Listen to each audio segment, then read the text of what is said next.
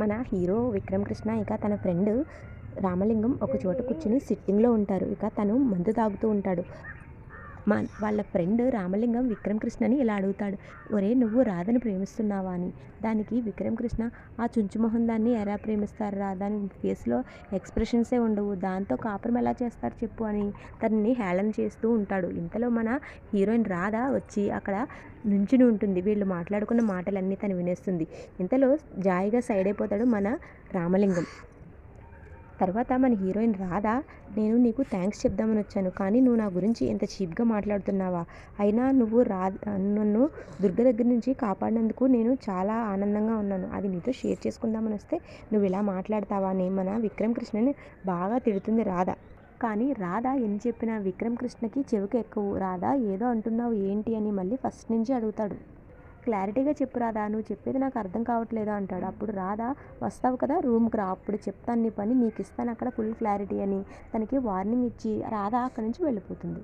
తర్వాత మన హీరో విక్రమ్ కృష్ణ లోపలికి వెళ్ళడానికి అయితే చాలా తిప్పలు పడతాడు. వాళ్ళ తల్లిదండ్రులను గదికి వెళ్ళి వాళ్ళ తలుపు కొట్టి, మీరేంటి నా గదిలో ఉన్నారని వాళ్ళని అడిగి ఇంకా ఇల్లంతా రభస చేస్తూ ఉంటాడు.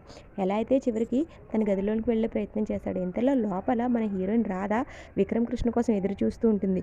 ఏంటి నా మొహంలో ఎక్స్ప్రెషన్స్ పలకవన్నావు కదా నువ్వు, చెప్తాను రా, నువ్వు నీ మొహంలో ఇప్పుడు ఎన్ని రంగులు ఇంకా ఎన్ని ఎక్స్ప్రెషన్స్ పలికించాలో నాకు బాగా తెలుసు, నువ్వు రా చెప్తాను అని మన హీరో విక్రమ్ కృష్ణ కోసం ఎదురు చూస్తూ ఉంటుంది హీరోయిన్ రాధ. ఇక్కడే రాధకు షాక్ ఇస్తాడు మన హీరో విక్రమ్ కృష్ణ. తలుపు తీసున్న తలుపుని రాధ తలుపు తీయి అని తలుపుని బారుతూ ఉంటాడు. దానికి రాధ తలుపు తీసే ఉంది, లోపలికి రండి అని పిలుస్తుంది. దానికి విక్రమ్ కృష్ణ, తలుపు వేసినట్టుంది కదా అని అంటాడు. దానికి మన హీరోయిన్ రాధ, తలుపు కాదు వేస్తా, మీరు మందు వేశారు అని చెప్తుంది. తర్వాత మన హీరోయిన్ రాధ విక్రమ్ కృష్ణతో ఇలా అంటుంది, ఫుల్గా మందేసి వచ్చావు కదా నువ్వు అంటుంది. దానికి మన హీరో విక్రమ్ కృష్ణ, నువ్వు నన్ను ప్రశ్నించకూడదు, నీకు నన్ను ప్రశ్నించే అర్హత లేదు అని అంటాడు. లోపలికి వస్తూ ఉన్న విక్రమ్ కృష్ణ కాలుకి మన రాధ కాలు అడ్డం పెట్టి మన విక్రమ్ కృష్ణని కింద పడేస్తుంది. ఇక్కడే మన హీరో విక్రమ్ కృష్ణ అయితే కింద పడిపోతాడు. పాపం కింద పడిపోతాడు కానీ ఎలా పడ్డాడో తనకి తెలియదు. అదేంటి ఎలా పడ్డాను నేను అని అనుకుంటూ ఉంటాడు. తర్వాత రాధ పడేసిందేమోనని రాధని అడుగుతాడు పాపం మన హీరో విక్రమ్ కృష్ణ. కానీ రాధని, నేను ఇప్పుడు పడేశాను, నేను ఇక్కడే కూర్చున్నాను కదా అని అమాయకమైన మొహం పెట్టి మన హీరోయిన్ రాధ అయితే మన హీరో విక్రమ్కి అబద్ధం చెప్పేస్తుంది. తర్వాత మన హీరో విక్రమ్ కృష్ణ అతి కష్టం మీద లేచి నన్ను ఎవరూ పడలేరని చెప్పి మళ్ళీ వెళ్ళి మంచం మీద అమాంతం పడిపోతాడు. అప్పుడే మన హీరోయిన్ రాధ తనని హేళన చేస్తుంది. తమరిని ఎవరూ పడేయక్కర్లేదు, తమరే పడిపోతారు అని తనని హేళన చేస్తూ ఉంటుంది. తర్వాత రాధ మన హీరో విక్రమ్ కృష్ణతో ఇలా అంటుంది, ఇందాక నువ్వు నన్ను ఏమన్నావు, నాది కంచుమొహమా, నా ముఖంలో ఎక్స్ప్రెషన్స్ పలకవా, నన్ను అన్నావు కదా కంచుమొహం అని, నాది కాదు అసలు సిసలైన కంచుమొహం నీది, నీ మొహంలోనే అసలు ఒక్క ఎక్స్ప్రెషన్ కూడా కనిపించదు, ఇంకొకసారి నన్ను కంచు చుంచు అని అన్నావో అప్పుడు చెప్తాను నీ పని అంటాడు. దానికి మన హీరో విక్రమ్ కృష్ణ, అంటాను అంటే ఏం చేస్తావు నువ్వు అని అంటాడు. అప్పుడు దానికి మన హీరోయిన్ మహాలక్ష్మి ఇలా సమాధానం చెప్తుంది, ఏం చేస్తానో తెలుసా, మంచం మీద పడేసి కంచంతో కొడతానని చెప్తుంది. దానికి మన హీరో విక్రమ్ కృష్ణ, ఇప్పటికిప్పుడు కంచం ఎక్కడి నుంచి వస్తుంది అని అంటాడు. అప్పుడు మన హీరోయిన్ మహాలక్ష్మి మన హీరో విక్రమ్ కృష్ణకి షాక్ ఇస్తుంది. తనకి భోజనం ప్లేటు తీసుకొచ్చి ఇస్తుంది. కడుపు నిండా తాగితే సరిపోదు, తినడం కూడా అలవాటు చేసుకోవాలి, తినండి సార్ అని భోజనం ఉన్న ప్లేటు మన హీరో విక్రమ్ కృష్ణ చేతిలో పెడుతుంది మన హీరోయిన్ మహాలక్ష్మి.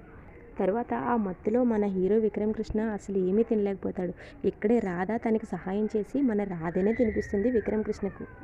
తింటూనే మత్తులోకి వెళ్ళిపోతాడు మన హీరో విక్రమ్ కృష్ణ. అప్పుడు మన హీరోయిన్ మహాలక్ష్మి తన మనసులో మాటలు విక్రమ్ కృష్ణతో ఇలా చెప్తూ ఉంటుంది, నువ్వు పైకి కనిపించవు కానీ చాలా మంచోడివి, నువ్వు ఇంత మంచోడు కాబట్టే నా మీద నింద పడిందని ఆ నిందని అలాగే వదిలేయకుండా నువ్వు చాలా కష్టపడి ఆ నిందని తొలగించావు. ఈ ఇంట్లో వాళ్ళందరూ నన్ను రకరకాల మాటలతో బాధ పెట్టినా అందరూ ఒకవైపు నేను ఒకవైపు ఉన్నా సరే నువ్వు నా వైపు ఉండి నన్ను గెలిపించావు. ఆ దుర్గగాడి బారి నుండి కూడా నువ్వు నన్ను కాపాడావు. ఆడపిల్లకి ఎప్పుడు ప్రాణం పోయినా పర్వాలేదు, మానం మాత్రం చాలా గొప్పది, అలాంటి నన్ను నువ్వు కాపాడి రక్షించి తీసుకొచ్చావు. నా కోసం ఇంత చేసావు కదా, నీ రుణం నేను ఎప్పటికీ తీర్చుకోలేను.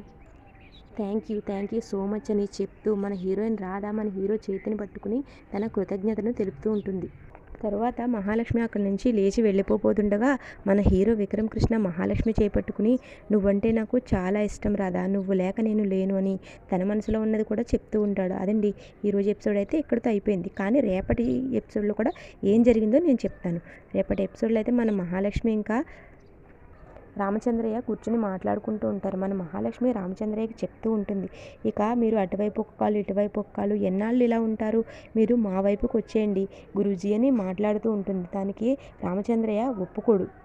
అలా రేపటి ఎపిసోడ్ ఉంటుంది. రేపటి ఎపిసోడ్లో మహాలక్ష్మి రామచంద్రయ్యను వీళ్ళ వైపు తీసుకురాగలుగుతుందా, వీళ్ళ వైపు మాట్లాడేలా చేయగలుగుతుందా, ఏం చేసి ఒప్పించనుంది మహాలక్ష్మి, ఇక రేపటి ఎపిసోడ్లో చూద్దాం. అసలు మిస్ అవ్వకండి. మన ఛానల్ని సబ్స్క్రైబ్ చేసుకుని బెల్ ఐకాన్ని ఆన్లో పెట్టుకోండి. Thank you so much for watching.